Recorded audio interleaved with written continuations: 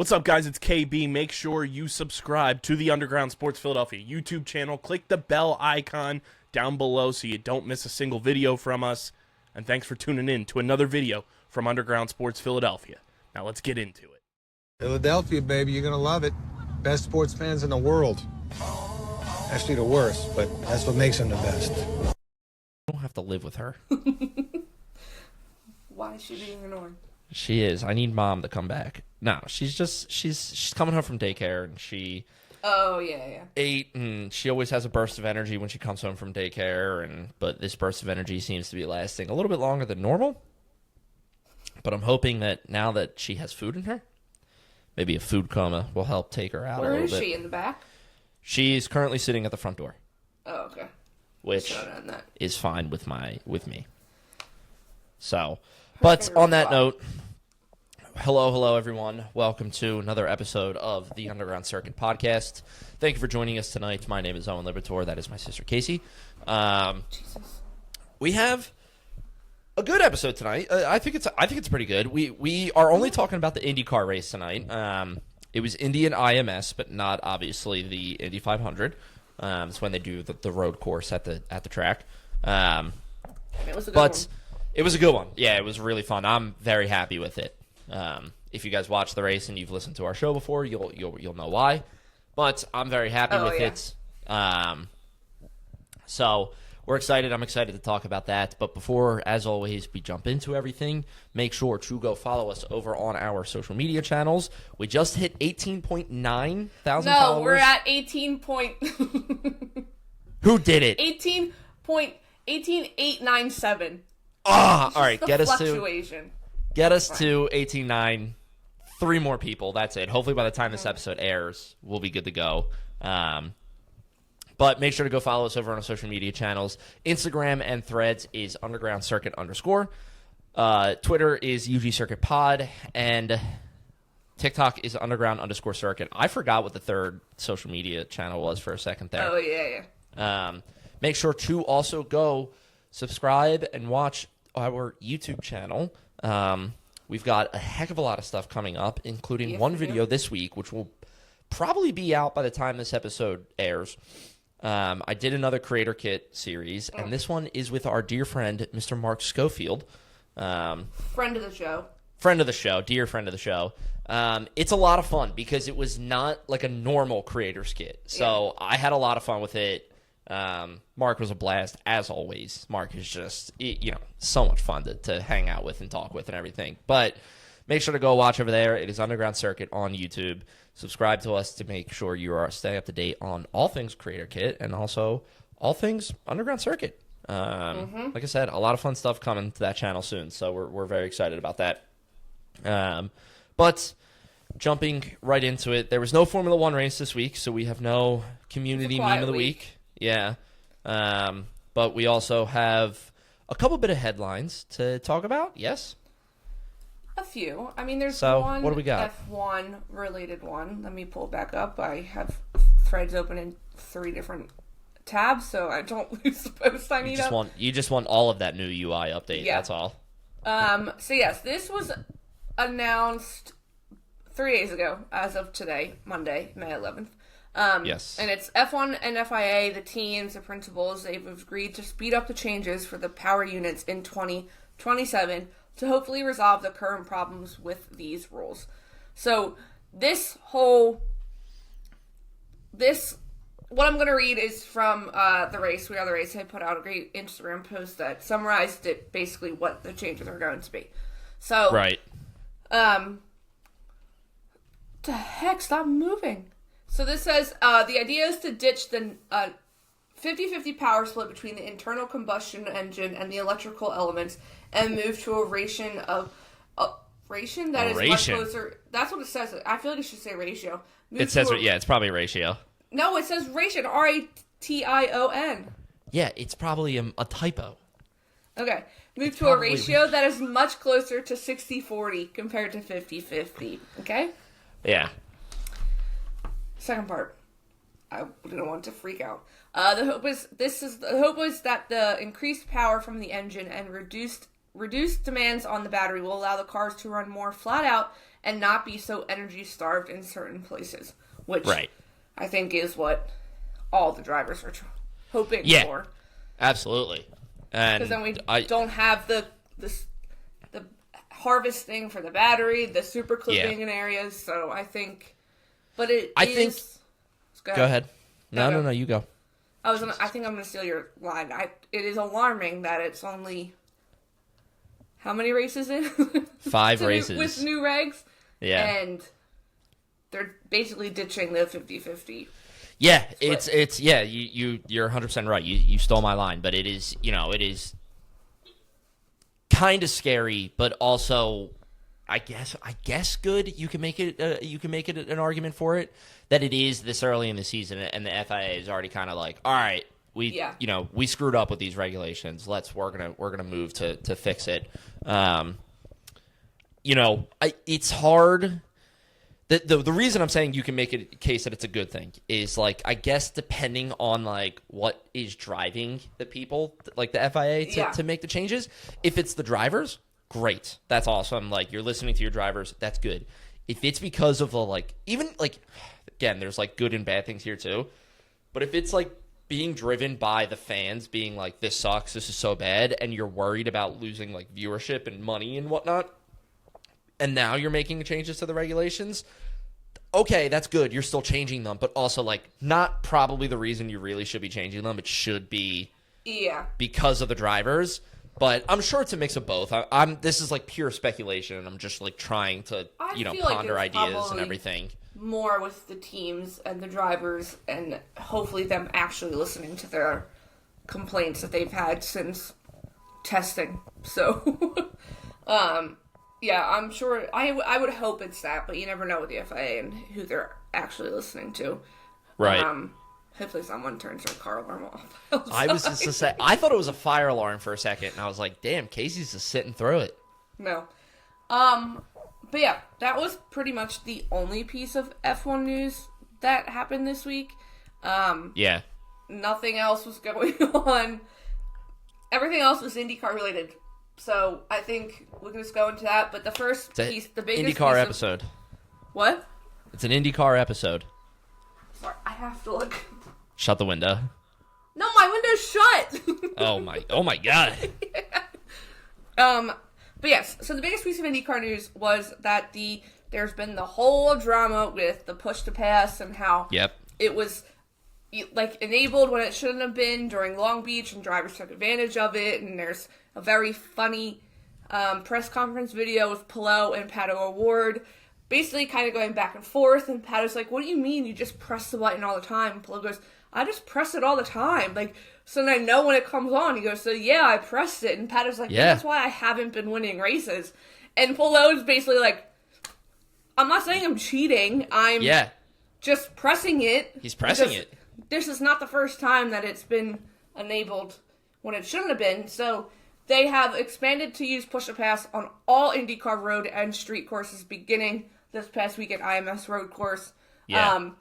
The driver control system will now be available at all times once the car crosses the alternate start-finish line after the green flag. So, there were yellow flag restarts, and they were immediately being able to use push to pass. Yeah. Yeah. And it still can run out. That's important to, it's not like they have it there's still all the time. It will run out, but there's a limited amount, Yeah. No, I forgot about this going into this race, and watching the recap of this race, I was like, why are they talking about, like, all this push the pass stuff? And then I like paused the race recap real fast. I did a quick Google search, and I was like, oh, that's right, because we had talked about it before. You were telling me about it, and I was like, oh shit, that's right. Like, it's changing for this week, and it made it so much easier for me to follow the race and, like, understand it more, just, like, watching the recap again.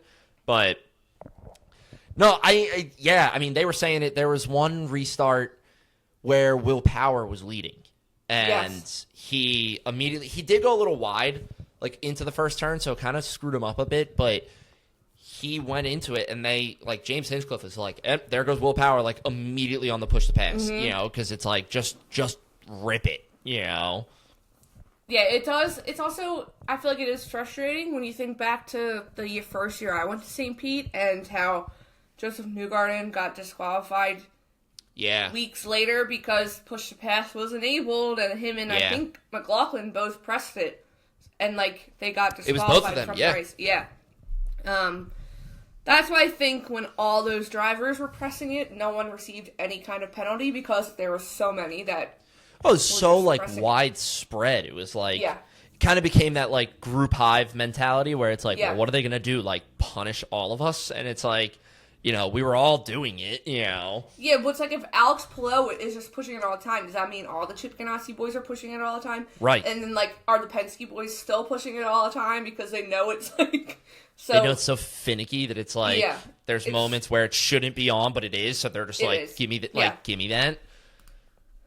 But yeah, it is. I do. If it was like it all never ran out, you always had the same amount of push pass, I'd be like, that's a little unfair. But the fact that it does run out, I think is still good. No, there's honestly, it makes it, I think, a little bit harder on the drivers. And it's just like, because it's now you have these opportunities to push it that you didn't before, but you still have that limited quantity or that limited time quantity that was there before. So it was like, I can't just go fucking hog wild with this and push it every second I get. You know, I still have to manage it a little bit, but now it creates these opportunities where it's like I can push this when I need to, you know, and there's not these certain situations where I feel like I can make a pass, but I'm not allowed to push the pass, you know. Yeah. So I like it. I think it was good. I think it added a lot of fun to the race. Like I said, like there was that restart where like Will Power like immediately was like on it, you know, and so was everybody else. It wasn't just Will Power. So it's like you see the counter on the side of the leaderboard where it's, you know, holding how much, or it's telling us how much push to pass they've left, and everybody's just like flashing red and like going down, and it's like they're all just fucking moving it, like, and like I still think it was hilarious that Alex Palou at the end had, like, the most pushed pass left to use. Yeah. So I'm like, because that man just doesn't even need it. He can just overtake whatever he wants. But, I do think it'll be interesting to see it, like, the full push to pass always being enabled during, like, Laguna Seca or something. Like, a legit, like, not saying IMS, I'm thinking of, like, it would have been cool, like, if St. Pete was next week and watch them use it in, like, a road course like that. Yeah. But yeah, that was the news before the race weekend.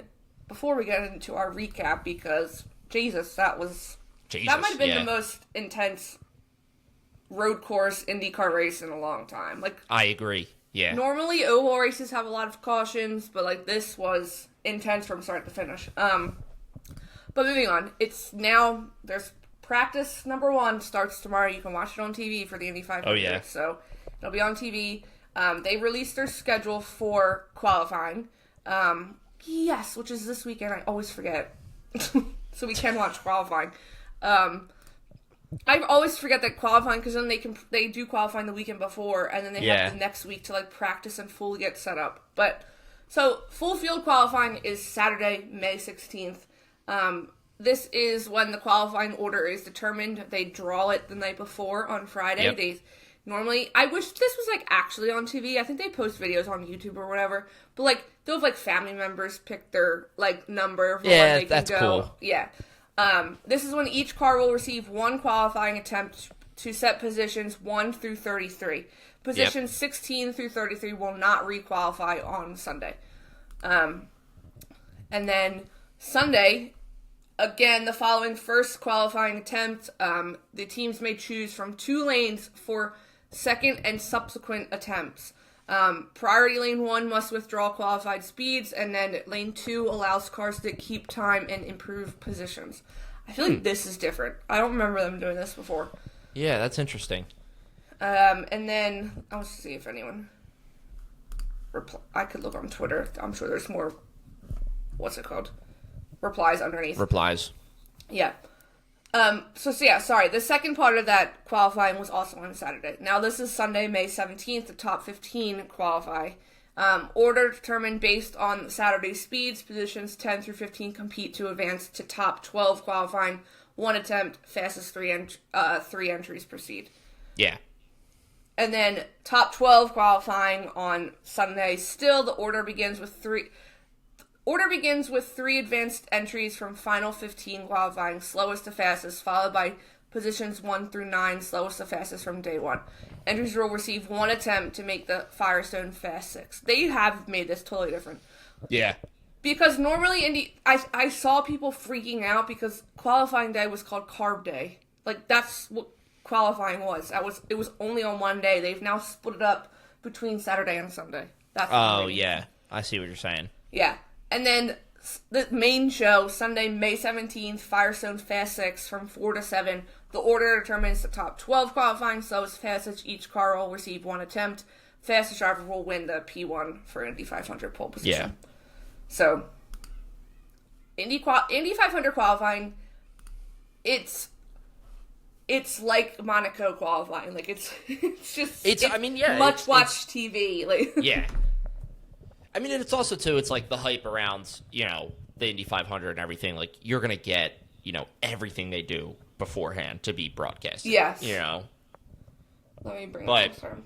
I don't know how I feel about them splitting it between Saturday and Sunday. Like, when you have it on one day and it's like one of those like monster sessions where it's like 6 hours long or something like that, because I remember that from last year. Like, it's a long broadcast. Mm-hmm. And you do get to a point where you're like, all right, man, like, I was excited about this. I'm really, like, I'm thrilled. But now it's like, get to the Fast 6. I just want to watch the Fast 6. So I do kind of like that they're splitting it up to then. The Fast 6 and everything is on Sunday. And it's like, you kind of watch everything beforehand, and then it's like, it turns qualifying kind of into like a main event thing, where it's like, then you wake up and you're like, all right, now I'm going to watch the Fast 6, actually, like, just try to kill it even more and get P1. It's just, there's a lot of people not liking it, so. Well, that doesn't. Yeah, people are saying Saturday is basically just fake bump day, like qualifying day. Sunday's the real qualifying day. Someone said, geez, just let all 33 qualify on Sunday. Fastest gets the pole. Keep it simple. There you go. Yeah. But yeah, so there's obviously changes. That's gonna see how it goes. People clearly aren't liking it, but whatever. Race time. Race time. Lap 1. What a fun race. Turn 1 was intense. Yeah, it was. I think by the end of lap 1 or lap 2, hold on, I'm trying to see how many. Trying to like pull up Yeah, because I swear people were out. By the time we turned on, there was like 5 people that were out. Yeah, okay, so Marcus Ericsson retired from mechanical era later on.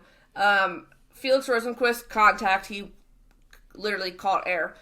Christian Rasmussen. That was the first one. Wasn't where he caught air. The second one was when he caught air. Yeah. Christian Rasmussen and Alexander Rossi also both retired. Not a good day for ECR. So, which we'll get into Rossi because that was. I do fully agree with all of Rossi's statements, but yeah, but like starting with like the turn 1, like lap 1, turn 1 stuff. I mean, like it is just.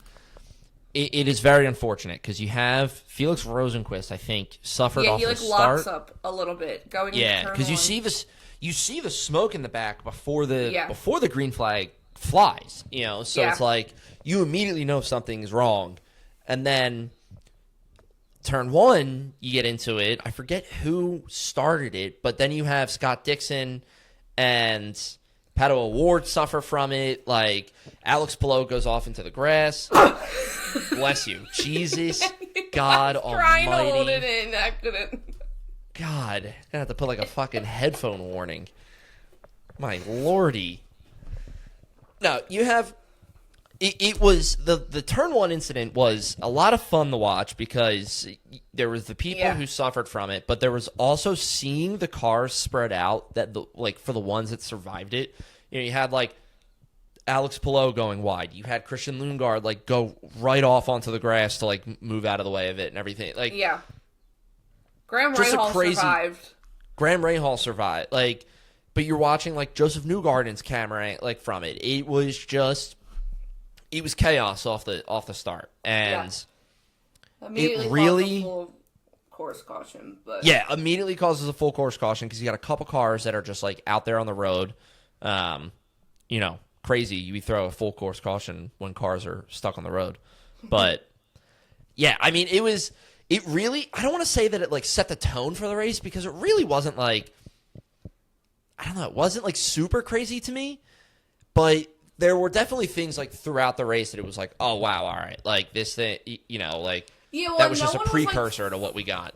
No one was like fully out after the crash. They like after those incidences, they all were able to pull in, make the changes, and then they were able to keep going. Because like there's the Collette, the rookie, he's racing Pillow like later on in the race. So no one was like retired from the race, which is great to see that everyone can continue going. But yeah, they did throw the caution immediately.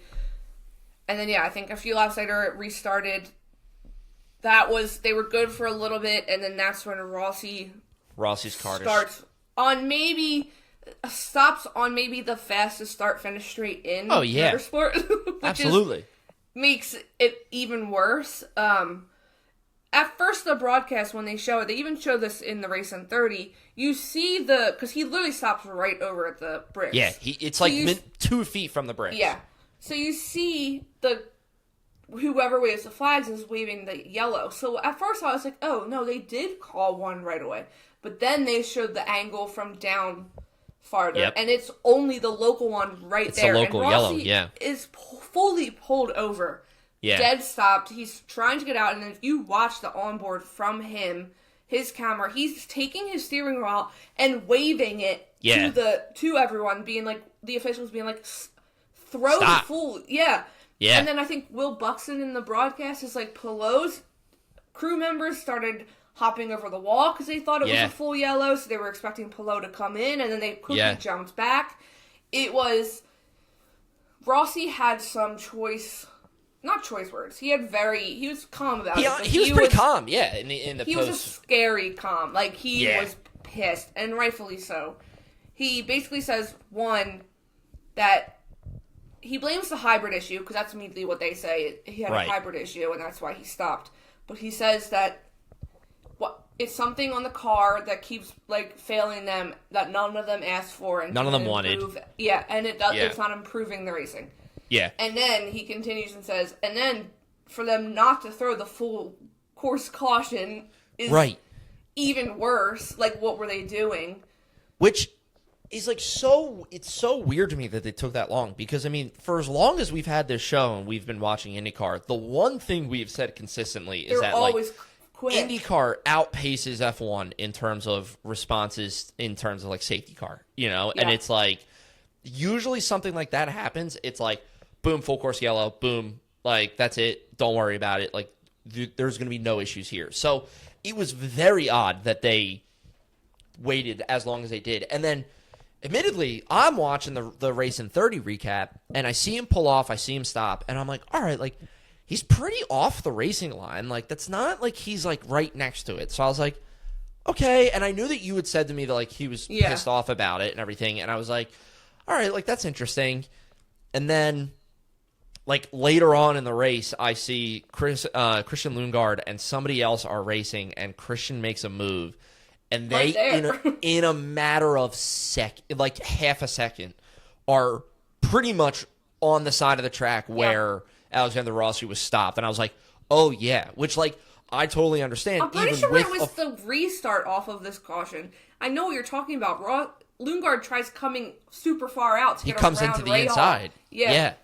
And it was like, whoa. Because, like, in that moment, I was like, oh, my God. Because it was only a local yellow, they're going to be racing coming around that turn, and then say they go to make a move early, and then they realize, oh, shit, it's a local yellow, and then I got to slam on my brake. It just creates this entire situation that, like, does not need to happen. And so, like, I totally understand why Rossi was pissed off, And, the whole thing with the hybrid thing, too, like, I don't know all the specifics about that, but, like, I'm assuming it's, like, kind of the same situation as, like, with the F1 regulations, and it's him being like, none of us asked for this shit, and this is the stuff that, like, keeps breaking, and, like, The fact that, like, it's brand new, we didn't ask for it, and I'm out of the race because of it right now, like, that's incredibly frustrating. There's a lot of hybrid issues that take them out of the race. I will always think it's wild that they introduced a new hybrid system halfway through the season one year. It's so weird. Like, I'm like, what? His American shit is so weird. Yeah. But I also think what's scarier, even the broadcast, like, from above, but also his driver cam, you see the cars flying by him at, he says, 170 miles an hour while he's dead stopped on the track. So I do think, I've seen reporters saying that IndyCar officiating is reviewed after every single race, but there clearly needs to be make a change when they're going to be on this same track, that same iconic speedway for the next 2-3 weeks. And going faster. Going much faster. Almost 100 miles an hour faster. Yeah. They fly for the Indy 500. So it's like, like if that happens in the Indy 500, like that, it cannot take that long. Like that has to be like an instant. And I think like you said it earlier, but I think one of the most telling things too about it is like the fact that Alex Palou's crew were like, okay, yellow, like let's get out there because he's going to come in and pit. And then all of a sudden they're like, oh shit, like this is still an active pit lane because it's just a local yellow, you know, like, hey, I mean, he was full dead stop, got out of his car, walking across the bricks to get back to the pit lane. Yeah, it definitely deserved a huge. It would definitely deserve the full course caution, but I'm excited. I am very tempted to listen to his podcast with James Hinchcliffe this week because he's already said like. Different things on Twitter. He goes, I will be talking about it more on the podcast this week. So I know it's going to be a lively discussion between those two. I mean, there's legit concerns there. You know, there's not, it's not like I don't want to call it normal, but like, it's not like he's just like bitching the bitch, you know, or like complaining to complain. It's a legit like safety thing. Like he's like, why am I sitting here when cars, like literally looking at cars whiz by me at 170 miles per hour? And I'm stopped on this track, you know, like what is this? And it's not like it was like the road course portion of the track where he maybe has like a little bit of runoff or something and he's off the track. Like, no, he is literally about 30 feet away from them, you know? No, exactly where we saw Scott McLaughlin hit the pit wall last year at Indy 500. Yeah. Joseph Newgarden literally slide. Wasn't he upside down? Yes, it was on top of it, finish? Yeah, it's definitely... It's extremely dangerous, and I hope they take a look at it and they're like, yeah, we should. Like, a full course caution doesn't only need to be thrown immediately when there's, like, a massive crash. Like, it was clear as day you saw that he was slowing down and pulling to a stop right there. You should have thrown it immediately. Yeah. But, yeah. So then, immediately after that, the race restarts, and then we get another yellow flag soon after. And this is when Felix Rosenqvist does catch some air. Yeah. It wasn't a good day for him because he did get the drive-through penalty for causing the incident at the beginning of the race. Yeah. And then I don't really think that was fully his fault either. Go ahead. From what I saw was like it was Kiffin Simpson. I think. Yeah, he ran into him, but that was because Kiffin Simpson like cut in because he was trying to avoid Pato on the other side, and it was like this like cascading kind of failure situation where it was like Pato. I don't remember what Pato did that Kiffin was like, oh shit. I don't know if it was Kiffin went wide and was like, I gotta cut back in to then like overcorrect. But so it's you not watch the Pato. onboard. No, it's not Kiffin. Sorry, it is Pato. It's Pato. Kiffin is who Felix goes over, and then it's someone else. Hold on, I need to see the number on his car. Yeah, it was just it was not Felix's fault. It was really just like he had nowhere else to go, and the broadcast says that too. Like, but yeah, I mean it was scary because they were showing too. The race in 30 had a couple replays of the crash. Yeah. And you see the one from the cockpit interview, or the cockpit view, like, the wheel just, like, snap out of his hands. And, they, like, even, I think Hinchcliffe said it. He was like, thank God he let go of that wheel because like that thing was like wrist would have been ripped. shattered. Yeah. And I feel like because he got like the, sorry, No, I was gonna say like it's always 77. It's always crazy when you see a crash like that. Stingray Rob's the one who turns in a little bit. Kiffin's right here, and then Felix comes from this way, and Felix just because, what's his name? Kiffin Simpson's wheels are still turning. He just like gets airborne off. Yeah, but yeah, that was a scary moment. But thankfully, he did land on the wheels and stuff.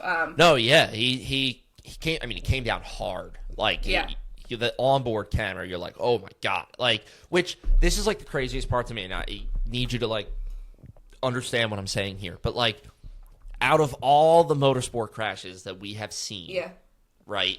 Like, the incident, like that incident right there, like, you would think, I don't know, to me, like, in my mind, I'm like, oh, that's not that bad, just because, like, I've seen worse, and, like, he didn't go flying, he didn't go, you know, like, the car didn't flip or anything, but then you watch it from, like, the cockpit camera, and, like, how hard he came down, and how hard the wheels snapped, and it was like, oh, God, so it's like, it was just, like, distinctly, when I watched the race in 30, I was like, oh my God, like it was like a stark, like, wake up reminder of like, oh my God, like this is, you know, so yeah, it was an unfortunate event because like you said, Felix was, you know, kind of at fault for the beginning incident. He gets the drive-through penalty. And then at that point, you're kind of just like, let me just survive this race. And then that happens. And you're like, God damn it. Yeah. Yeah. And he did retire after his day was done after that.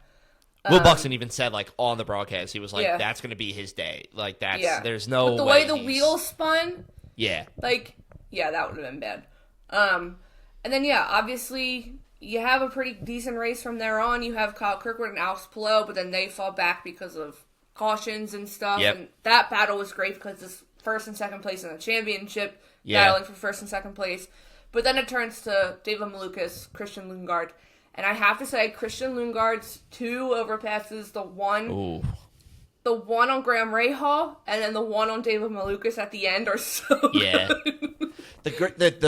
The David Malukas one, the Christian's pass on David, just like hot. It was just like, damn, you know, because it starts. It starts so early too. Like he's making that move coming down the start finish like straight. Yeah, and then they go into the long turn, and he's making it on the outside. And I was like, oh, my God. And what I loved about it, too, was when... I have it up right now.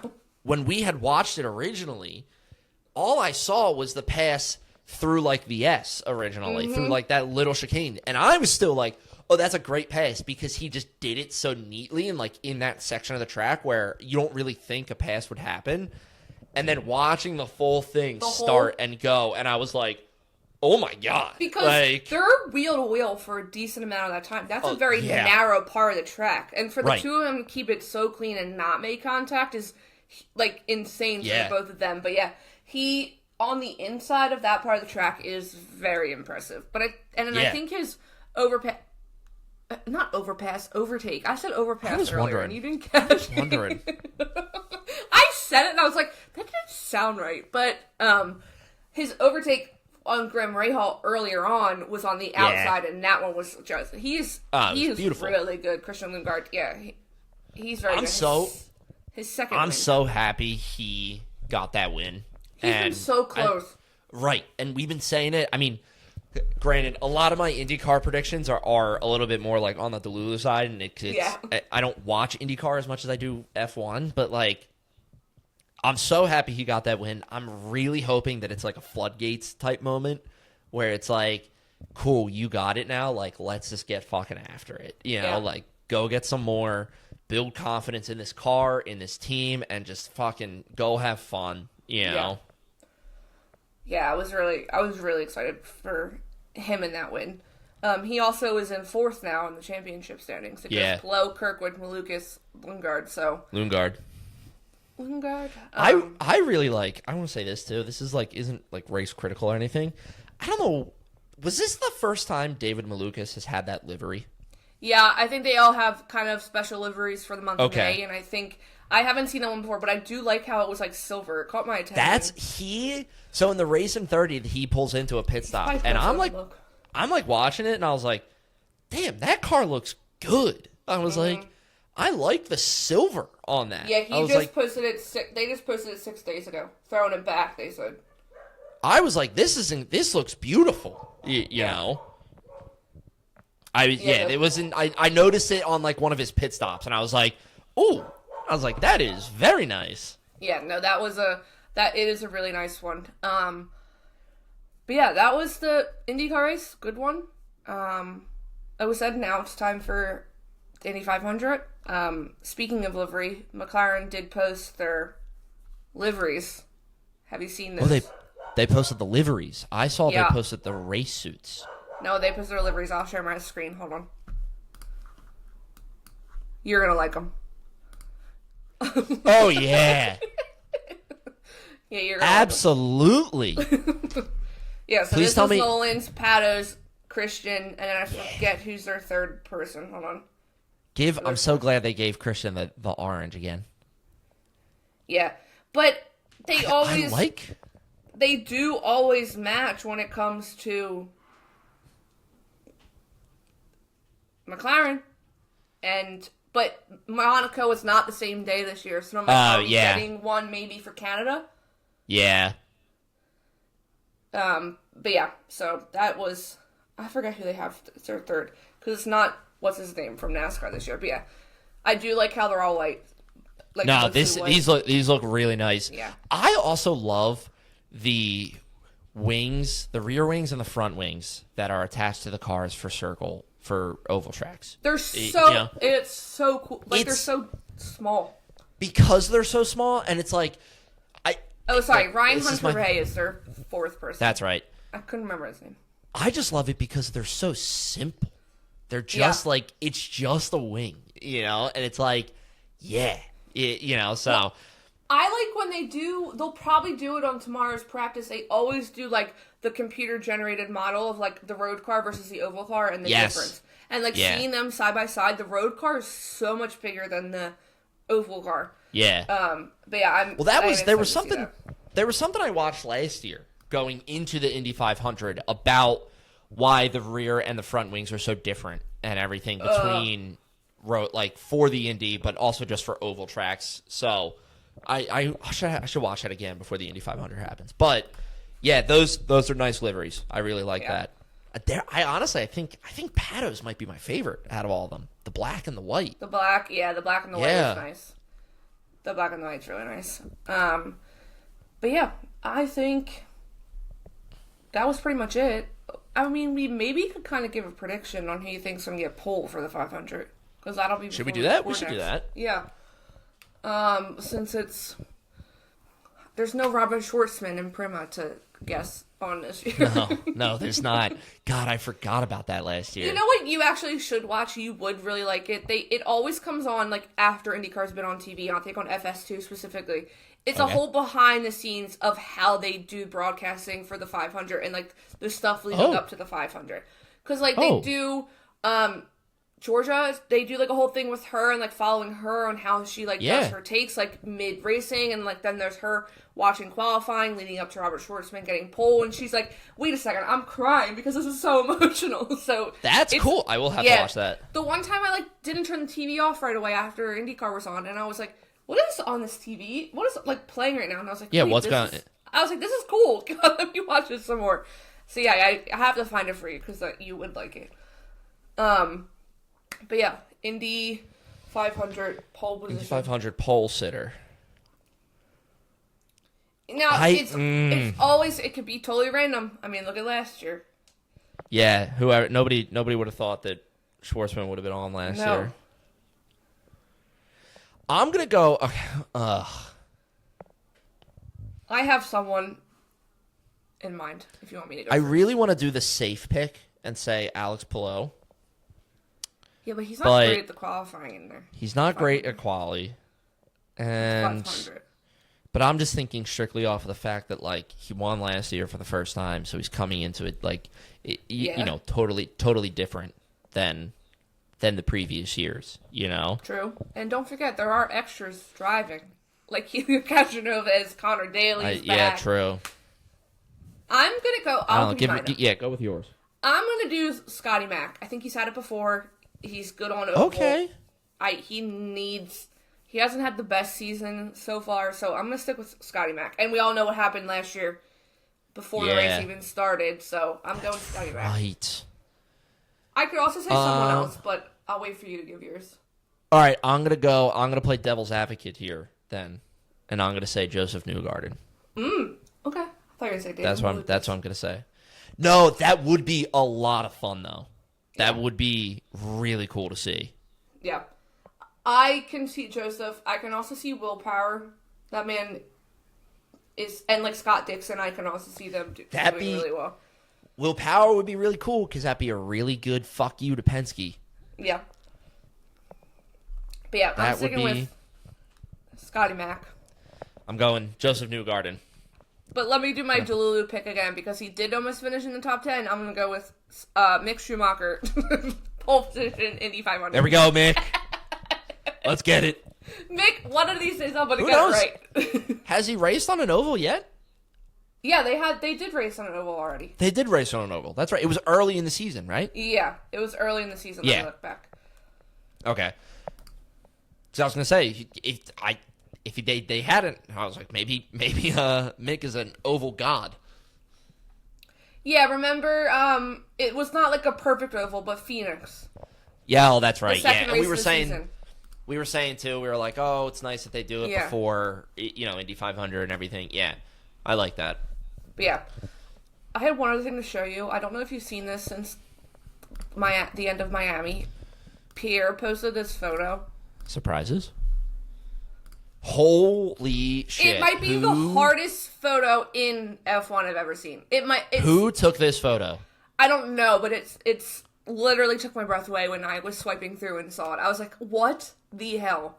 It's perfect. Like, it's insane because you know it's coming, but it's so good. That is amazing. It's trippy. Yeah. Like, I love that whoever captured this image tilted it so that the car was flat. This is so cool. The editing, I can guarantee you the editing is what made it look like that. Like, I'm sure. Oh, 100%. Yeah. He's more upside down when the real photo was taken. But yeah, when I saw this, I was like, oh. I was like, that's the hardest photo. That's so cool. I was like, I think I have a new photo of F1 ever. But, I meant to ask you yesterday if we can make it work. Are you going to, should we try and go to the Lando store pop-up in Montreal? Oh, hell yeah. Absolutely. I don't know where it is, but, like, where it'll be in Montreal. But yeah. I don't think I have anything else. I got nothing else. Alrighty. We'll be back next week with our predictions for Montreal predictions. Indy 500, Montreal, and our Montreal race week predictions in general. We're very excited. I need to figure out what I want to wear. Yeah, now. So do I. But that's besides the point. But yeah, we'll be back next week. Thank you all for listening. Make sure to check out Owen's Creators Kit coming out with Mark Schofield. I need to edit a little vlog from our day with IMAX, and we will see you all next week, people. We will see you next week, people. What's going on, everybody? Welcome back to another episode of The Creators Kit. Thank you for joining me today. My name is Owen. This is my dear friend, Mr. Mark Schofield. Thank you for joining me today. I really appreciate it. I'm very excited to be here, my friend. It's been far too long. Last time we chatted, I think, was right before the F1 season started on that sort of round table we had. The round table, yeah. That was. I'm trying to think back to some of the takes I had during that show, and I think some of them have held up. Some of them, I think, have already crashed and burned. So I honestly, I said after we recorded that, I was like, I think I should go back and re-listen to the things that we all talked about, and kind of the same thing, go check what my takes are and everything. And now I'm like, I don't even want to know. I want to know how I know. I got it. I'm happy with the Alpine take because they've been good so far. But I know I also talked pretty positively about Aston, and That doesn't look too good right now. No. That's kind of a disaster at this moment. But I mean, still, though, that was a fun way to spend a Saturday morning. That was a blast. I was so beyond nervous for that because Casey and I have never like ran like a panel like that. Right. And I was just like, we ended it and I texted Casey right away and I was like, please tell me I wasn't like a nervous wreck during that because I was like so. I was nervous too. I mean, because, you have a group of people like that who are all brilliant and smart. Yeah. It's like, am I going to be, it's like that scene from Rounders, right? If you sit down at a table and you don't know, who the mark is, it's you. I kind of felt like, am I going to be the one that is it going to be me? Am I going to be the one dragging this ship down? So, no. But no, I watched it actually a couple of times. It was fantastic, and the people were all great. You and Casey has always crushed it. It was awesome. It was such a blast. But thank you for joining me for this. As you know, we texted a little bit before we jumped in here, but this is a creator's kit. This is where I'm sitting down with content creators, journalists, photographers, anybody and everybody that I can find in the Formula One world to talk about their workflows and how they manage to do what they do and the ideas and processes that they have to do this.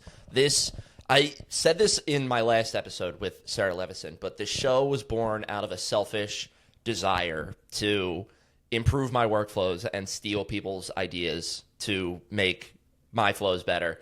And so I got to say, when I first texted you about this, I loved your response because I asked you to be on and you were like, I don't know how fun this is going to be. I am all pen and paper. I'm like 90% pen and paper. Like I've watched a couple. I haven't seen all of the ones that you've done so far, but everybody's talking about like different apps, different, sort of electronic tools. And I'm like, yeah. And I've got props though. I would say this to try to spice things up. I got props.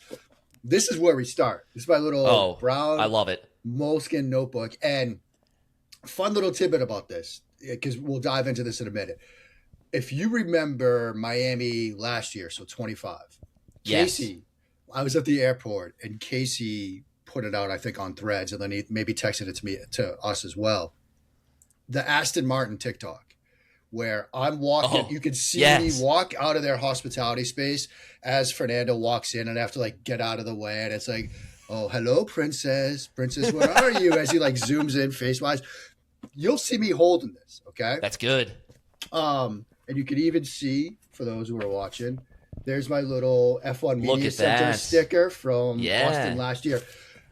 I carry this everywhere because it doesn't matter if I'm in a media scrum, in a hospitality interview, in a one-on-one interview, even interviews that I do. Like I interviewed Arvid Lindblad last week before Miami over Zoom.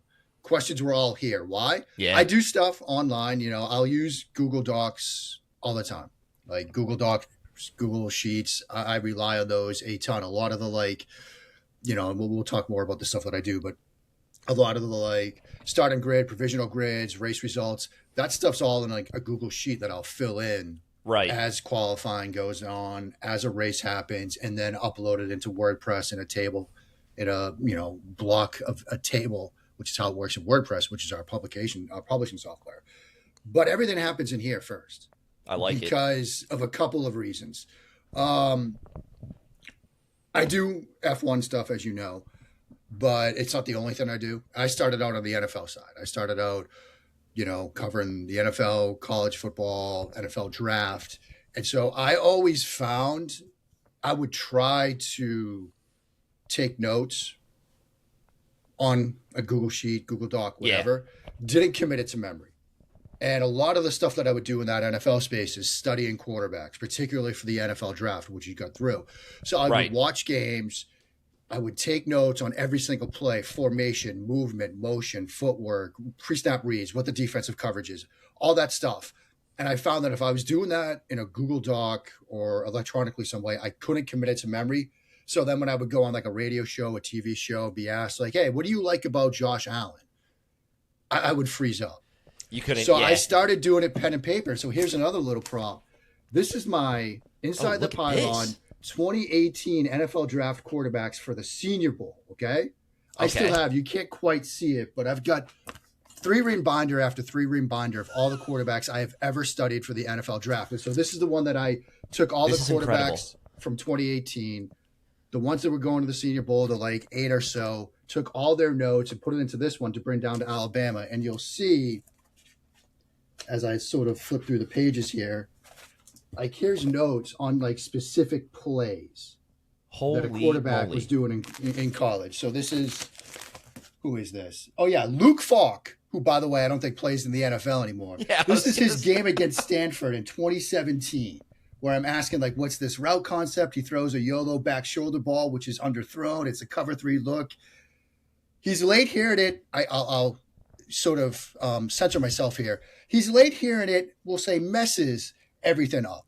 Nice. But like I would have notes like this on every play for all of these quarterbacks coming out of college to get ready for the NFL draft. And so that way, so this year, for example, 2018, I did a podcast with a good friend of mine, Nate Geary, on WGR, a radio station in Buffalo called Intentional Scouting, because Buffalo had one of the top 7 or 8 picks in the draft that year and they needed a quarterback. So this radio station, since they had me on as a guest, they were like, you and Nate can do a podcast just talking about all these quarterbacks. And so that way we would talk about Josh Allen and we'd be able to like just literally walk through play by play by play. Yeah, just and I would fine, have yep. it all committed to memory. And so I found over the years that like writing this stuff down, pen and paper, yeah, it's old school. Yeah, it takes longer. Yes, you watch a quarterback for 2 hours and study all their plays and write it all down, every little thing. Your hand hurts by the end of it, my friend. Oh, yeah. It's not fun, but it commits it to memory. And so when I started doing the F1 stuff, particularly going to races, I would put it all down here. Like when I interview Oliver Oakes in Austin in 2025. Yeah. Yeah, 25. I got all the questions in here, Right. written down. That way, like I'm in the hotel room the night before, I'm reading through it. I've got them committed to memory so that I don't have to look at it eventually. But I've got that in my brain so I can do it. President Mohammed bin Sulayem, like same thing, wrote them all down out by hand. And where it also helps is particularly on the Zoom interviews, like when I'm using my phone to record something, which we can get into in a second, because I always use my phone and walk you all through that in a minute. But I use my phone, voice memo to record everything. Yep. I can then jot down in here, like if they say something interesting, I jot it down in here. So then that gets committed to my memory. So when I start writing the eventual story, I know, Gabby said something cool about this, or Fernando said something cool about this, or Lance Stroll made fun of me, but whatever, it's Lance Stroll. I got to write this down anyway, which legitimately happened in Miami last year, face to face, which was super fun. I've got it all committed to memory. So pen and paper, yeah, it's old school, but it commits everything to my brain. And like I said, I found that when I was doing like a lot of TV, radio stuff, particularly the days leading up to a draft, when I'm on radio shows, TV shows, like 5-6 times a day, it helped me so much. And so, I start everything, man, my friend, pen and paper style. Nice. No, I really appreciate that. I went through, so like at the beginning of this year, and honestly, like latter half of last year, I went through this whole thing where I was like, I had this entire digital system of like getting things done, just like my task to-do list. And I had like homegrown it using like my phone, like reminders and everything. And there's this whole system. And I finally was getting to a point with like doing like home projects and podcast stuff that I was like, I think I need a better system, like just to manage everything. So I went on this like really deep dive of like, I'm using Notion, I'm using, different apps to help me do this stuff. And I got to a point where I was talking to my wife about it and I was like, I'm spending more time managing the system than I am actually doing the thing that I need to do. So I literally, same thing. I bought a little like 2026 planner. It's got a couple of lines per day. And I literally just like, if I have to something at work pops up that my boss is like, hey, can you do this? I lean over and I write it down real fast. And my biggest thing was always that like capturing method, which is like, if I never wrote something down, then it wasn't getting done. That's just like my biggest crux. So my phone was solving that issue. But now with this, it's just like, write it down on the line. And then it's like, Okay, it's done. Cool, check it off. That's it. Yeah. So I appreciate the pen and paper. And I really do get it. the pen and paper thing. It's also, look, I was a lawyer for 10 years, right? Yeah. You know, and I'll age myself a little bit. Like I started practicing law in like 2004. Okay. Yeah. So that was a lot of pre-smartphone, a lot of this digital stuff. So yeah, the first thing you would do at the start of every year is buy your daily planner, like big old school calendar, and you would have everything written down. Now, as I started moving through the practice of law and, you know, software kept coming out, whether it's Clio or, you know, some of the other law firm management, case management software systems that are out there, like that you had that ability. But I always found that you're relying on yourself to input that stuff or relying on somebody else in the firm to input the stuff. And whether it's a partner that does things differently or a paralegal or legal assistant or secretary, like there's too many moving parts, particularly at the last place I was at, where it's like an East Coast firm with offices from, you know, DC to Boston. Right. You're relying on everybody else to do it the same way as you, whereas you can just jot it down somewhere and you've got all the dates for a case. You've got all the depot dates or trial dates or whatever you need. Yeah. And you can have that with you, because that was the other thing, right? It was in the heyday of people bringing phones into courthouses. Some courthouses didn't let you. You know, right. Like, you can't bring your phones in. You got to leave it in the car. You can't do that. So if a judge is asking you on the spot, like, hey, we're going to set this in for a 3-day trial started in August of, 2012. What dates do you have? Yeah. Sorry, Your Honor, I don't know. My phone's on my calendars on my phone in the car. No, that doesn't fly. So I had to have it in pen and paper. I really appreciate it. So you are a writer for SB Nation. Like you said, you're covering F1 stuff. You covered some football stuff. SB Nation is an online website. So how does that translation between what you have on pen and paper to then either WordPress or directly into SB Nation or like Google Docs, like you mentioned, how does that process go? And have you ever lost things? Has there ever been like that moment where you're like, crap, I wrote this down on paper and now it went through the washer of my, because it was in the back pocket of my pants. Right. Like, has that ever happened? What does that process look like? The transfer from physical handwritten notes to then the digital side of it? Yeah, it depends a lot on the kind of content and really the sport, to be frank. Because, for example, we just got through an NFL draft, right? Right.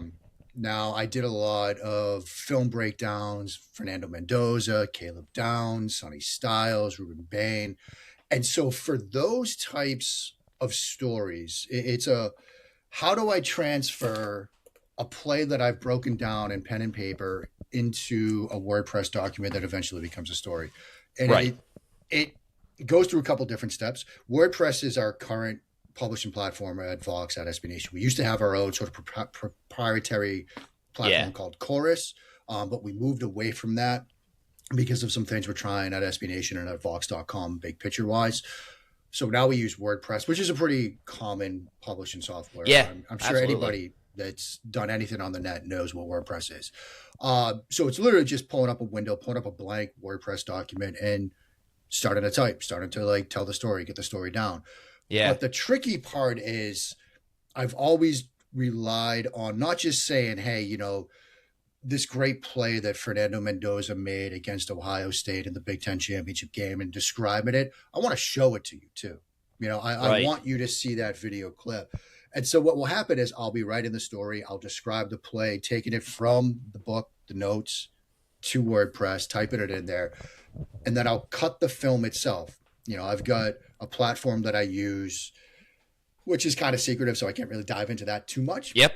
But it's a film platform for both NFL and college football, where I can literally pull up, show me every Fernando Mendoza throw in road games in the fourth quarter on 3rd and 10 and longer, where the throw is 10 or more yards in the air. Like, that's how focused I can do it, and it will pull these plays up within minutes. And so it's a huge time saver for me. I wish I could talk more about it, but I really can't.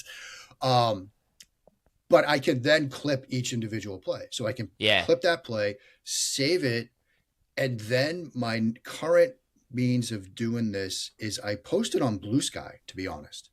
Oh, okay. Blue Sky, I will then post that play on Blue Sky. I used to do it in Threads, but we tried it both ways, Blue Sky and Threads. We found that when we did it on Threads, since Threads kind of punishes links, external links, all that stuff, the page views weren't the same. And so if you now read a story of mine, if you go back to any of the stuff I did before this previous draft, whether it's from Mendoza, Ruben Bain, Vega Ione, whoever I wrote about with these film stories, you'll see walls of text, description of a play, Blue Sky link to me just being like, hey, here's a fun clip of Mendoza. And I'll just drop it in. So you've got my description of the play, talking about why it matters, and then the Blue Sky link video. Write the article.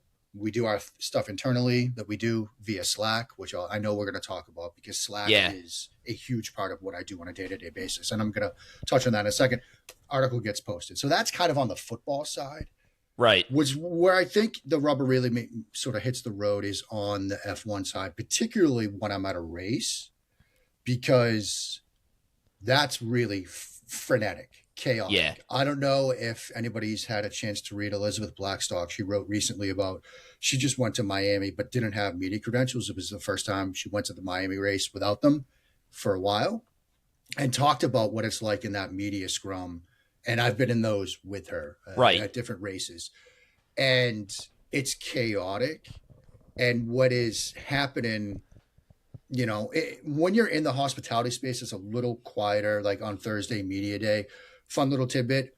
If you watched this past season of Drive to Survive, my wife and I have only made it through the first 3 episodes. Yeah. If you watch episode 2, it's the one that's focused on Alpine and Sauber at Miami. If you look at the moments where they show Gabby in his hospitality session on Thursday, you see my arm because I'm sitting right next to him. You see my left arm, my sleeve, my Apple I'm going to have to Watch. go back and rewatch this now. And I wasn't even sure. And then my wife and I were like, wait a second. And we pulled up that Aston Martin TikTok. And sure enough, it's the same shirt. It's same me, shirt. And I was sitting next to him. So look at you. Just making I've got this in front of me. And I can literally pull through and find, I've got it highlighted here. This is Gabby's media session. That's from that Thursday. So I'm jotting down the cool stuff. Like he talks about, I don't want to talk about the positions. We're just focused on a clean quali this week. Yeah. While I'm recording it with my phone. Okay. So I've got voice memo open. I'm recording it with my phone. And what happens, Owen, once he gets done, I DM the file of the recording to myself in Slack. And it automatically generates a transcript for me. So, okay. Yeah. See, this is the stuff that I love. So, So what's really nice is in a weekend like that, where you're going from hospitality space to hospitality space and hearing from different drivers. And sometimes you're in a media scrum and you can't really jot things down, like particularly post-quali or post-race. Yeah. I will get back to my seat in the media center and I will have a pretty good transcript of everything. Driver's session. That's and nice. Then that makes writing the eventual article so much easier. Because I've talked to other people, I've seen other people like trying to listen and transcribe. This cuts that down to like 1/10 of the time it would typically take. Now, look, you got to go through and you got to clean it up, but it makes it so much easier for me. And, I've been able to, by the time I get back to my seat, like say the Gabby one, because I do remember I wrote about that. I get back to my seat at the media center. I've got the transcript waiting for me. 15 minutes later, the story is in WordPress, and 20 minutes later, the headline is on it through Slack, and we've published it. That's incredible. That cuts down an incredible amount of time. And I do this also, when I interviewed, Graham Loudon from Cadillac before Miami, he was just him and I. His transcript was super clean. I was able to get that story up and ready within like 40 minutes after talking to him. Fernando Mendoza, I interviewed him before the draft. Right. Again, it was super clean in Slack. It's gotten, when I started doing this, using Slack to DM myself and generating transcripts, it was a little rougher, like say 2 years ago. They've improved it tremendously. Like they're starting to take out the ums, the likes, some of the pauses and stuff. This is I'm sorry to cut you off. This is a Slack first party tool, like feature that it's like when you email this yourself or DM yourself, it just does it for you automatically. Yeah, you'll DM yourself the file, and it'll have a little, like, it's in blue, and it says generate transcript. You click that link, takes it 30 seconds or so to generate the transcript, and then boom, right there in that DM to yourself is a rough transcript.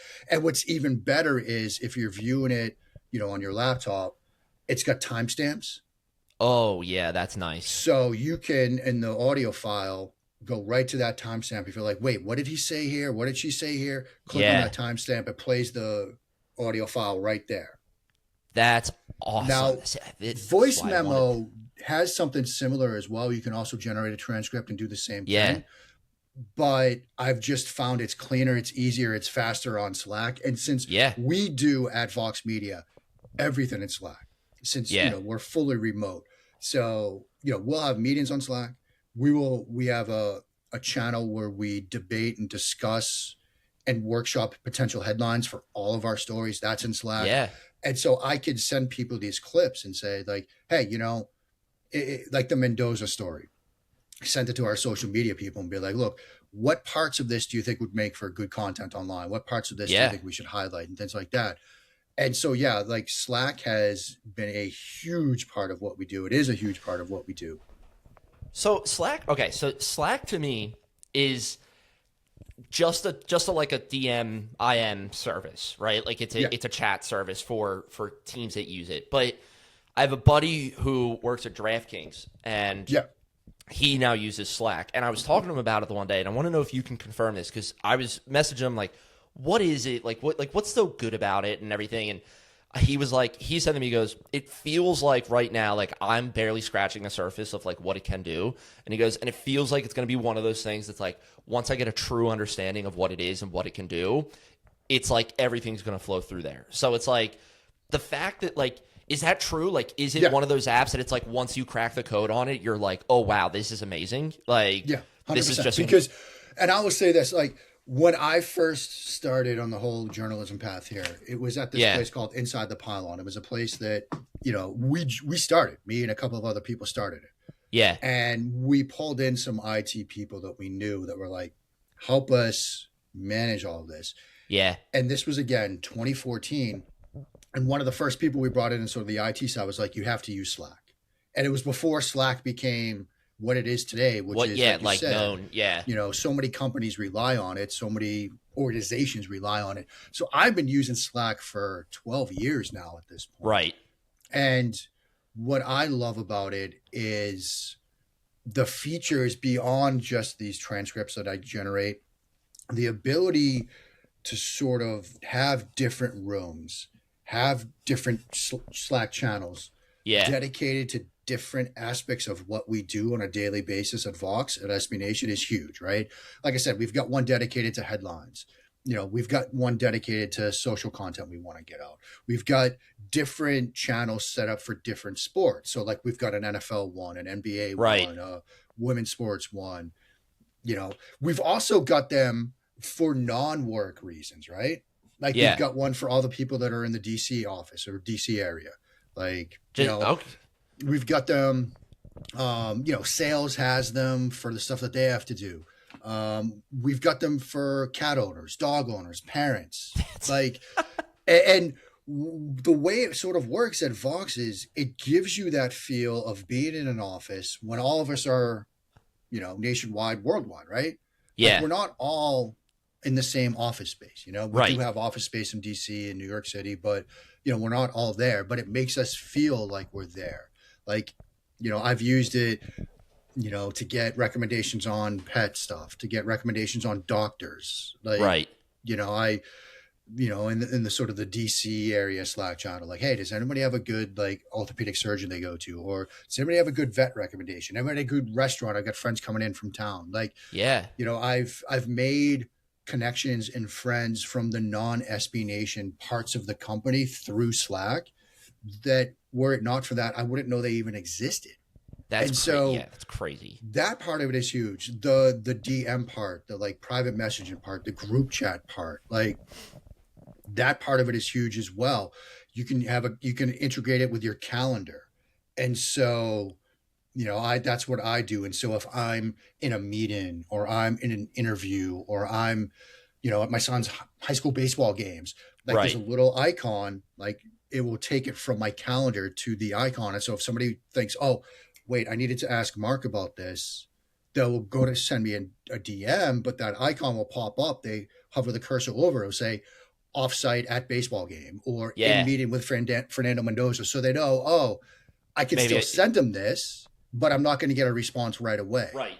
I'm not going to hear back. Yeah.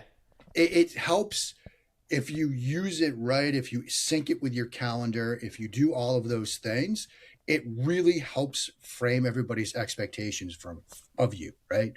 Otherwise, like somebody might send me a DM, and since I'm one of those people that 9 times out of 10, this is glued to my hand, my phone. Yeah. They might expect a response right away, and if they don't get it, they might wonder what's going on. Yeah, but like since I've got my calendar set up, it's like, oh, he's at Disney World, or he's at the beach with his family, or he's at a doctor's appointment, or whatever it is. People know, and it helps reframe their expectations when they should hear back from me. And so absolutely, Slack, we do 99.9% of the stuff we do at Vox through Slack, and it's a huge lifesaver for me. It's a huge lifesaver for all of us. That's crazy. Yeah. So jumping back into like the transcription stuff a little bit, do you find now that like when in an interview, and you mentioned like it includes like the timestamps and everything, so you can go back and listen to the actual audio clip, do you find now in interviews that you can pay attention like even more than you already do because you know that that's in the background going, and you're like, even if you don't catch it in an interview, like, all right, I know later I'm going to be able to find this moment and go to it immediately in the audio recording that I have, and it's like not even a concern in your mind that you potentially lost the moment. Yeah. The only concern I have is it still recorded? Like that's literally what I'm sitting, like, particularly when I'm doing these over Zoom. Like I would tell you when I was interviewing Graham Loudon the other day, like we were, we had 20 minutes together. He was fantastic. The only thing I found myself doing was making sure like when my phone would go dark, it's still recorded, right? Still like, that's going, the fear in the back of my, even though I know it is, it's this weird sort of almost OCD thing that I've got, but I know that it's all there, but I will still jot down. Like if they say something like, he told this great joke about, there's this old story that, if I had a dog, he wouldn't recognize me because I've aged so much since the time we joined the grid because we've been working so hard. I thought it was a great story. I had to write that down and make sure, even though I knew it was there, I like jotted that down because it was such a great line. I want to use it in my own sort of everyday lexicon now. But yeah, I don't, Owen, have to worry so much about missing something. And what's good about that is, you mentioned that round table and getting nervous. I still get very nervous before these things, particularly over Zoom. Not the way it was. Like I remember the first one I had of these was Lando. That was my first one-on-one exclusive. Right. And this was early 23 when they were struggling out of the gate before Azerbaijan. And the dark ages. Yeah. And it was 1 p.m. on like a Tuesday. And I was literally pacing for like 40 minutes in the bedroom next to the office upstairs where I was going to do it. Because I was like, oh my God, this is like terrifying. Like I'm going to screw this up. He's going to laugh at me. He's going to think I'm an idiot. And I was like, literally as I was pacing, like I had the script written down and I was like working through, making sure that I knew every question, when it was supposed to happen. So I wouldn't have to look at my notes and all of that stuff. And then the Zoom pops up and there's Lando and he's happy and he's smiling, even though they're struggling. And these guys, with the exception of one that I'll get to, are so great. They're so fun to talk to. They're so personable. They put you at ease within seconds. But I was so nervous before that one. When I interviewed Zach Brown, it was the same thing. I was like so nervous. But now that the like nerves have diminished and I know I've got the recording going, so I don't have to worry so much about looking at notes and thinking about notes and jotting stuff down. I've found I've been able to sort of follow up better, right? Right. Like I'm not so nervous and focused on getting all the questions out. I can listen to an answer, not have to worry about jotting it down, not have to worry about taking it down or whatever. I'm not rushing to get to the next question on the script. If they say something interesting, I can actually now follow up on it, which I think is huge. Right. So that part has certainly helped. Like I said, Lance Stroll making fun of me to my face. that is what it is, right? It is, yeah. Well, it was. I'll just tell this quick anecdote. Like, it was a Thursday at Media Day in Miami last year, 25, and I had just left Carlos Sainz's session. He was talking about how that track is great for F1 sprint races. Yeah. You know, he loves doing F1 sprint in Miami because it's such a good track for it, and you can, you know, get on it pretty quickly, and it flows well, and there's good racing, even in a sprint format. And so I went from that to Aston Martin's hospitality, and maybe this is a reflection on who Lance Stroll is. There was just like me and like two other BD people there. And I asked him, I'm like, you know, Carlos just said this is a great place for sprint races. Do you agree? Do you think this is a good track for it, a good place for it? He's like, no, I don't. Doesn't matter to me. Why? What are you talking about? Why are you asking me that question? Okay. I told you, because Carlos just said it was great. Like, what are we doing here, Lance? But yeah, what is going on here? There is a moment in every media scrum where the veteran media people, the younger ones like me, we set an over-under on what Lance's session will be, how long it will last. And it's usually somewhere around 25, 30 seconds. I think he's hit the over once since I've been there. Oh, so he just does not like interviewing. He does not like media stuff. No. All right. Like I was saying, most of these drivers, they love it. Yeah. You know, maybe some like it more than others. Like, some like it more than others, depending on where they're at, right? Yeah. Like, Max never enjoys it. Yeah. But Lance doesn't like it. And you know, that's okay. That's okay. You don't have to like it. You don't have to like us. But yeah, I mean, the whole, you know, the recording it, the Slack part, that's great. Yeah, the whole media setup at a race is wild. I don't know if you want me to dive into that, but that is wild. When so you mentioned voice memos and everything, and when you're interviewing or in a media scrum like that with like you mentioned Carlos, it's you and like 20 other reporters is what I'm at least picturing in my head. Let me know if I'm like way off base. Yeah, but it's you, 20 other reporters. I'm assuming also like a good distance away from Carlos. He's on a stage or like on a chair, and you're maybe 10, 15 feet away from him.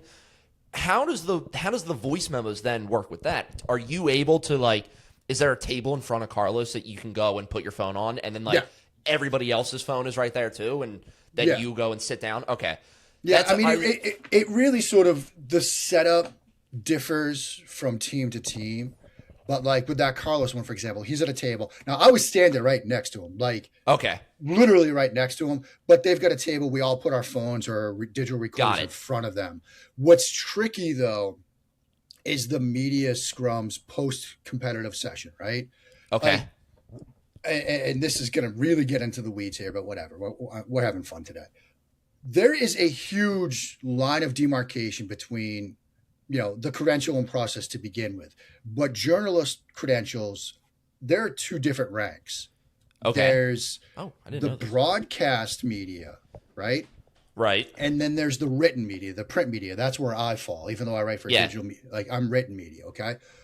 The journalists that have credentials through a network that has television broadcast rights, Sky, BBC, ESPN, Fox, whatever, they are at a higher level than us. Okay. So the media pen at, say, Austin or Miami, even though it's like a big area, there's two distinct sections. There's the TV broadcast section and then the written media section. Okay. And so after every competitive session, every driver has to do the TV interviews, and it's like a U, right? There's this little like fence. Yeah. It's a U. On the outside of the U, there's like 12 or 15, however many networks are there, camera stands, okay? One for each network. Every driver, last year it was 20, now obviously 22, has to talk to every single network, okay? Yeah. They have to talk to all of them. Now that sets up a fun little dynamic at the end of a race where they're all sort of coming in at the same time. And if you watch like Drive to Survive, you'll see them sometimes waiting and watching to go to the next one. Right, just like hanging out. Weird little dance. Once they're finished, the top three, first, second, third, the podium finishers, they go to the press conference, which is for written media, okay? Right. The other 17, or now the other 19, they go to the written media pen where I am, where there are 3 mic stands. Yeah. But they only have to stop at one. Oh. So okay. that sets up a tricky dynamic where you can't be at all three, right? But you had. But you're trying to get them. And so what typically happens is you make friends. And so I would be, working with other journalists. We'd sit one at one, the second at the middle one, and then the other at the third. And we'd like share the transcript, share the recordings. So we would all get them. But that way you're not trying to get to all three. Now, fun story. So Austin in 24, right? If you remember that race, Lewis, last season with Mercedes, he spins out on like lap 2 in the gravel out of the race. Yeah. I'm in the media center and I'm looking around when this happens because I'm like, Lewis is going to talk to the media now, right? Yeah, he's got to come. I'm expecting everybody to get up. Nobody does. So I walk over to the print area and there's, like I said, 3 mic stands. Yeah. And there's one that's the closest to the end of that U where the broadcast journalists are, right? So typically that's where the drivers stop. They'll just stop at that one. Right. So I'm sitting there waiting, watching the race. They've got TVs. I'm taking notes in here. Yeah, you're doing your note. Yeah. Doing my note taking. Still no Lewis. Still no other journalists. Eventually, Elizabeth Blackstock comes over. She's like, Lewis is going to come here, right? I'm like, yeah, but nobody else is here. Right. Nobody else. So we're sitting there and we're thinking, all right, eventually people are going to swarm. We won't get to ask Lewis a single question, but we'll be right in front. Then Lewis comes. He goes to the other side of the U. He's working his way towards us. Still just Elizabeth and I. Still just Elizabeth and I. He gets to the final TV station. Still just Elizabeth and I. Now we're like, oh my God, is this about to happen? This is going to happen. Yeah. Sure enough, Lewis comes over, looks right at us, and is like, all right, what do you guys got for me? For 5 minutes, it was just the 3 of us. That's awesome. It was the coolest thing ever. It was like legitimately the coolest thing ever. Like I've asked Lewis questions before and stuff like that. But yeah, that was super cool. But that's how it works in these media sessions, in these media scrums. Like after races though, you've got, and I can show you photos or whatever, these 3 mic stands, they only have to stop at one, but they want to get out of there at this point. They want to, yeah. And so they'll go to the first available one. So if you're not able to get your microphone in front of them, you better make friends with somebody that can, and that's what we would do. Now in the hospitality spaces, it is, they'll put up a table in front. Teams like Mercedes, Ferrari, they've got these sound systems. They'll have these big speakers, and a lot of people just put their phones on a speaker. Nice. So when I was in Fred's post Miami one in 25, when there was all the talk about like the radio messages with Lewis and how angry he was, my phone was on a speaker, recorded it. And Leo was having his pizza dinner on a couch, like 10 feet away from me. Like, I mean, how cool is that? That's like, incredible. Half the scrum is listening to what Fred has to say. The rest of us are just watching Leo because he's just like bouncing around on the couch and he's looking super happy. And it's like, honestly, you know who the important celebrities are. Yeah, I mean, I always wanted to just get up from my chair and like play with Leo, but it probably would have been a little bit rude, but. Yeah, they've usually got a spot like set up in the like media session hospitality parts. It's when you're in that media scrum where you've got your phone and you're trying to, and your shoulder hurts because you're trying to get in front of them. But for the most part, those of us on the sort of written print side, you make friends, you have one person at each of those 3 stands, you record it, you share it, and you work together on it. Now, look, some people are nicer about it than others. But like I said, Elizabeth Blackstock and I, like we had a little system going and we would divide up post-race hospitality things. Like she'd go to a couple of team principals, I'd go to others. We'd share that stuff because at the end of the day, like the transcript and what is said isn't going to make your story. It's what you write that's going to make it. That's and it. So she would write one thing we'd write about the same Toto Wolff media scrum. We'd have different angles on it. We'd have our different stories. Two different stories. And that's great. But that's generally kind of how it works. It can be hard. It can be intimidating. When you're in a huge scrum of people in front of a driver and they look at you and you're like, what was it like out there today? But if I've got the notes down, like, I could tell you like, flipping through races, like, I've got quotes like Leclerc, I am overheating.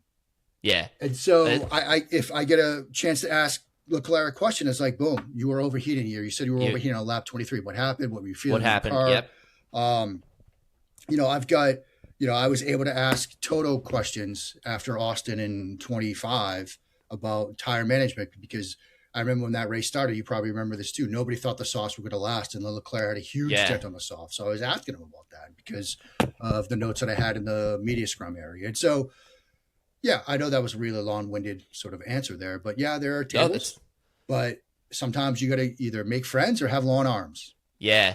That reminds me when we went to St. Petersburg and we had media credentials for the IndyCar opener, and we were in like the similar media pen, and the intimidation is definitely there because like there's all the broadcast TV crews, they're all coming in, but then like I remember like Nolan Siegel coming in.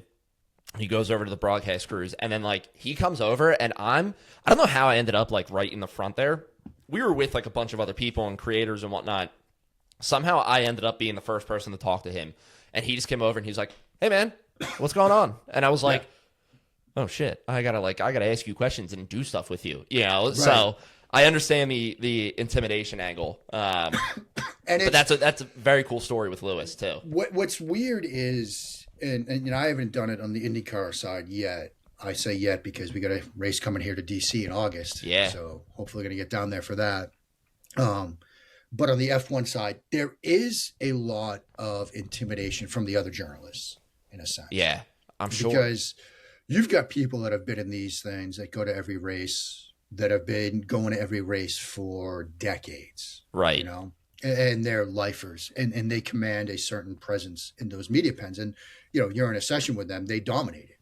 They have the ability to do that. Now, there are also some that are in that sort of same level, like Luke Smith at The Athletic. One of the nicest human beings on the planet. Like, we'll share stuff with you. We'll bounce ideas off of you. We'll like listen to your questions. Like, super nice guy. But there is that sort of like peer-to-peer sort of intimidation. Elizabeth actually wrote about this in her recent story about Miami, and what it's like being in a pen. And it can be scary at times. It can be intimidating at times. But that's why, sort of getting back to taking this full circle, having done my prep work here. It committed it to my brain. Like I'm ready in those moments. Hopefully the questions I ask aren't, inducing eye rolls from those more veteran journalists, or I'm not always getting made fun of like Lance. Right. But for the most part, it's worked for me. Yeah. Very nice. No, it's definitely the flow you have is it definitely works for you. Your articles are always amazing. They're always like an instant read. If I see them online, I'm like that. I'm immediately just like, I need to read this right now.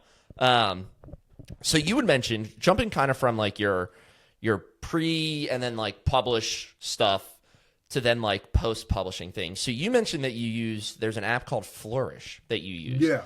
And I did. So I don't like to look up things beforehand, but I do just do like a tiny little deep dive because I want to understand like what the app is. If I found the right Flourish, it's a data analytics app. Is it? Okay.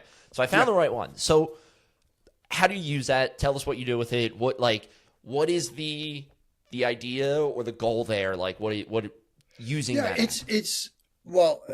I use it on the desktop, flourish.studio, and it's a graphic data viz app, basically. Okay. Data viz platform.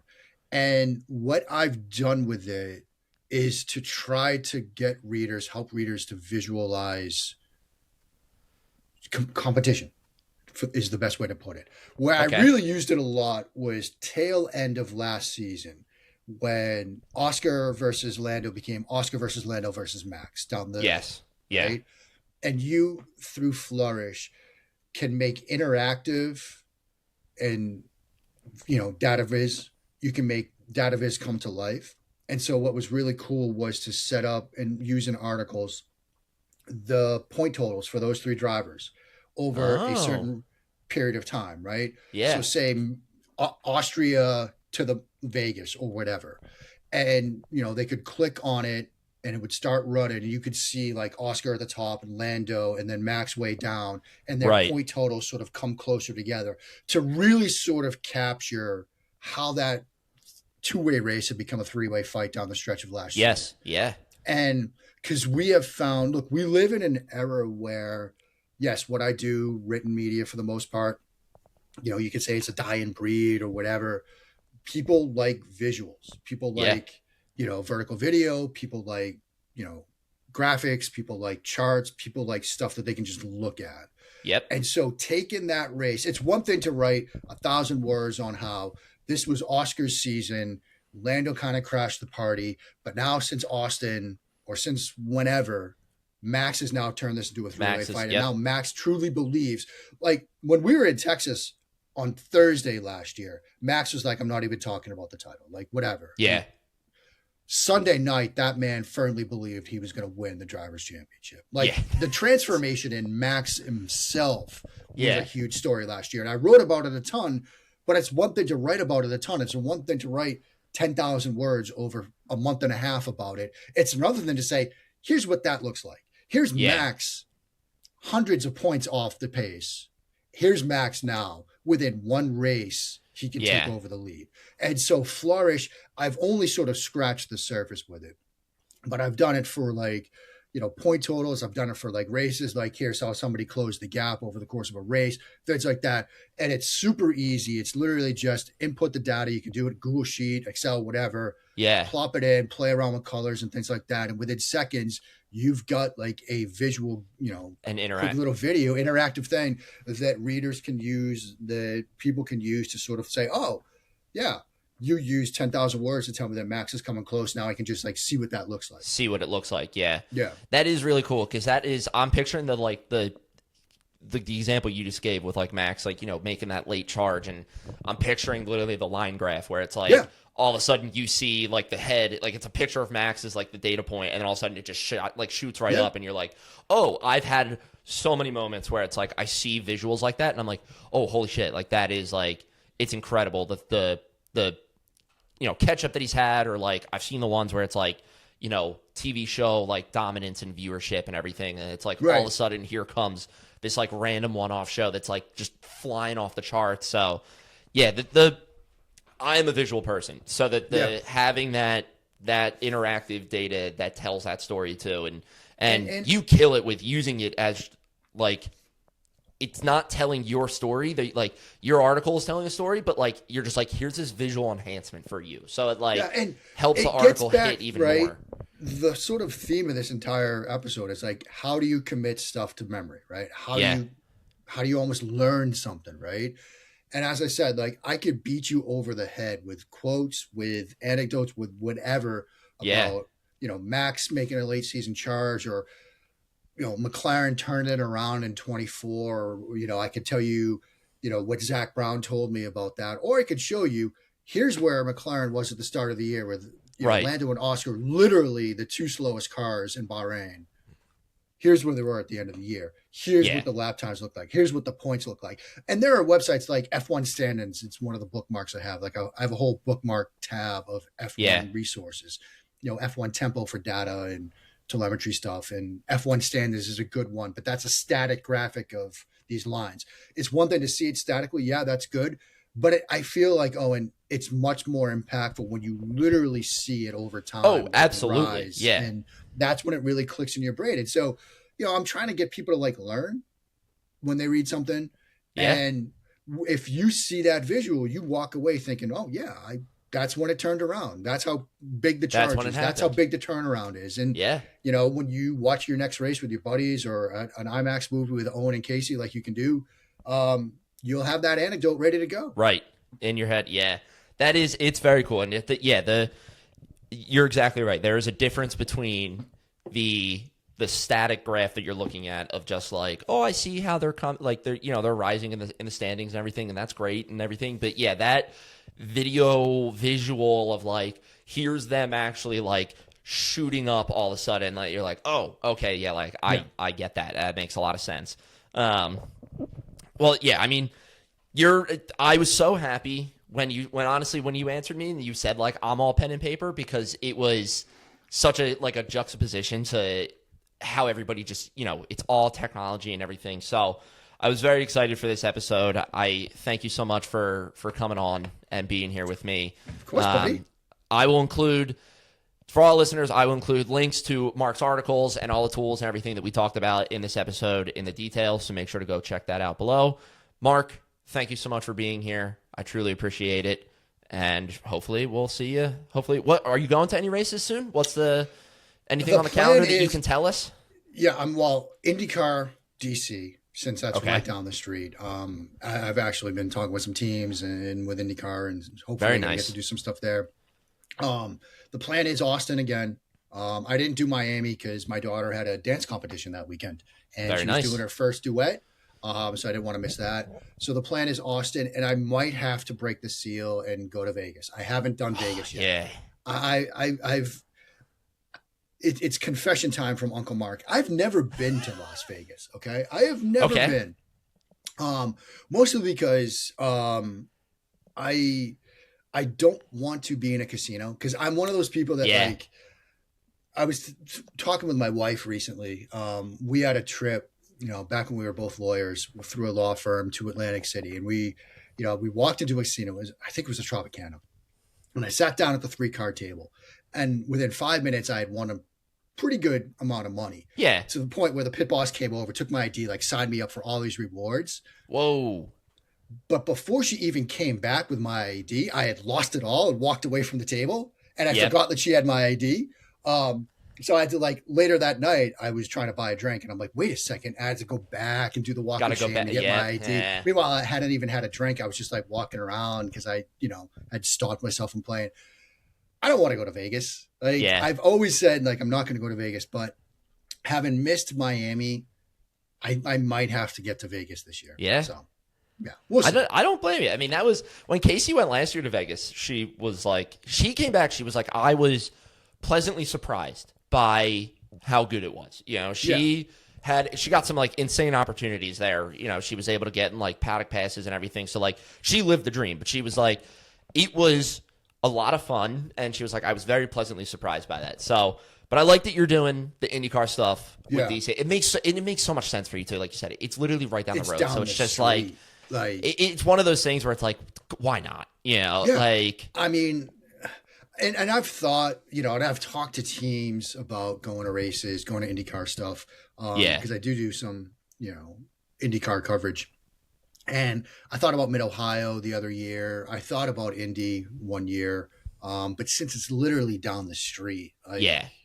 It's why too good of not? an opportunity. If they're coming pass to it. my Yeah. house, I might as well let them in, Right. Might as well. Yeah. But no, I really like that. But again, thank you. Thank you for being here. It is always a blast talking to you. It is so much fun. I truly Love it, appreciate buddy. it. I hope everybody listening had a blast listening to this interview. If you like what you see, make sure to subscribe to our YouTube channel. We've got tons of stuff planned. Like I said, we're going to Canada, so we're going to be doing some vlogs, stuff like that. So tune into that. Mark, thank you again. And Thank you, we'll my see friend. you later. And hopefully, Austin and IndyCar, all good weekends for you. Here's hoping. Here's hoping. Thank you.